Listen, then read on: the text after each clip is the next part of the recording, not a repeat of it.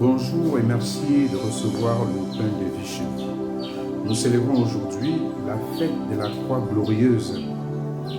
Vu l'importance de cette fête, l'Église nous propose de méditer non pas l'évangile du 24e dimanche du temps ordinaire, mais celui de la fête. Et l'évangéliste Jean nous dit que Dieu a tant aimé le monde qu'il a donné son Fils unique. La croix est la preuve la plus éclatante de cet amour divin. Elle nous révèle un Dieu qui n'est pas indifférent à nos souffrances, mais qui choisit de les partager pour nous en libérer. C'est un Dieu qui ne condamne pas le monde, mais qui le sauve par la mort de son Fils sur la croix.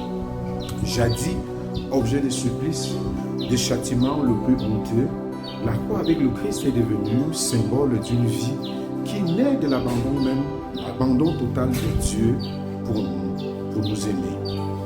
Comme le serpent de bronze guérissait tous ceux qui étaient mordus par les serpents, de même, en regardant le Christ élevé sur la croix, nous sommes invités à nous tourner vers le Christ avec foi pour obtenir la vie éternelle. L'Évangile nous dit que Dieu a donné son Fils unique au monde afin que quiconque croit en lui ne se perde pas, mais obtienne la vie éternelle. Oui, la fête de la croix glorieuse nous invite à un regard de foi.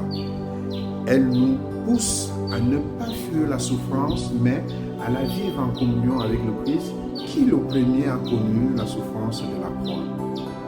Cette fête nous rappelle que nos propres croix, qu'elles soient petites ou grandes, peuvent être un chemin de sanctification, un chemin de salut, si nous les portons avec le Christ. En acceptant nos épreuves et en nous abandonnant à l'amour de Dieu, nous participons déjà à la gloire de sa résurrection. Retenons donc que la fête de la croix glorieuse n'est pas une célébration de la souffrance en soi, mais de l'amour qui la transfigure. Aujourd'hui donc, c'est l'affirmation que par le sacrifice du Christ, la mort n'a plus le dernier mot et que la croix est devenue l'arbre de notre salut, l'arbre de la vie. En fait, il n'y a pas de vie chrétienne sans croix. Comme le Christ, nous sommes invités à porter la nôtre pour la traversée de la vie éternelle. Demandons la grâce de savoir non seulement porter nos croix, mais de pouvoir aider les autres à porter les leurs. Que nous devenions un peu ce que Simon de Cyrène a été pour Jésus, de savoir qu'il a aidé Jésus à porter sa croix. Nous aussi, prenons le temps pour demander la grâce de pouvoir mutuellement nous porter dans nos épreuves. Bon dimanche et bonne fête à tous et à chacun.